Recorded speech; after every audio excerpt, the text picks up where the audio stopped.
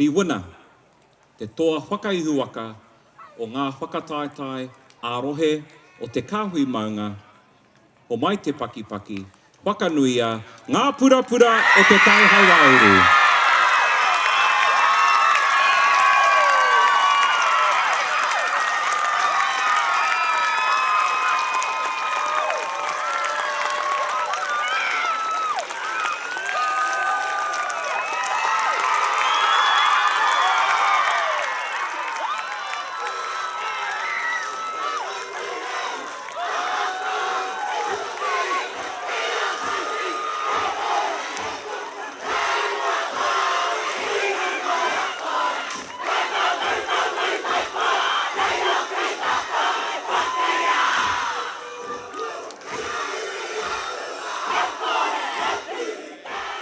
Ki raro I te maru o koro taranaki, kato ua te Toa Whakaihuwaka o te Kāhui Maunga.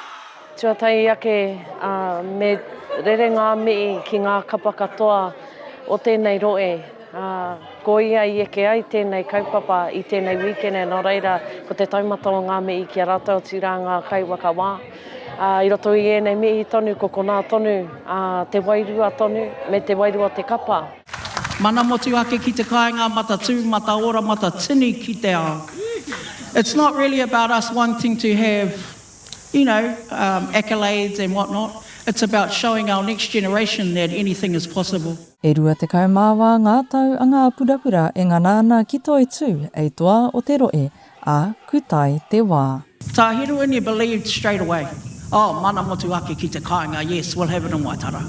Without a second thought about it, he was proud to support having the kaupapa here, as well as Papakau. Ka mau oki I Aotearoa Broughton Pue te koro wai o te manukurawa I ne Toa Whakaihuwaka o te matatini.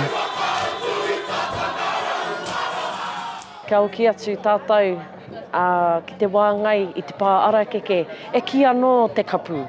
E ora anō ngā taonga tuku I hoa ngā mātua tūpuna I ngā pā arakeke a aere ake nei. Mā te wairua no hoki te wairua e kawe, mā te ture tangata no hoki ko mātou e whakatika no hoki te taha ki te ture tangata, ko te tinana tērā, ko te hauora, ko e rā momo āhuatanga. Kurua te reanga mō re ua rātana e wakaweawe ana I te roe aitoa, engari ku uri te tai. Ko te whakamoimiti, ko te whakamoimiti, ko te whakamoimiti. I te au I te pō, ko tō mātou kai he himene. I te au I te pō, o tō mātou kai he whakamoimiti. On behalf of Ngā Purapura o te Tai Hauāuru, it is our absolute honour and privilege to host for the very first time. When they tell you in Waitara, where are you going to hold such an auspicious event in Waitara? You say, on our land, in Waitara.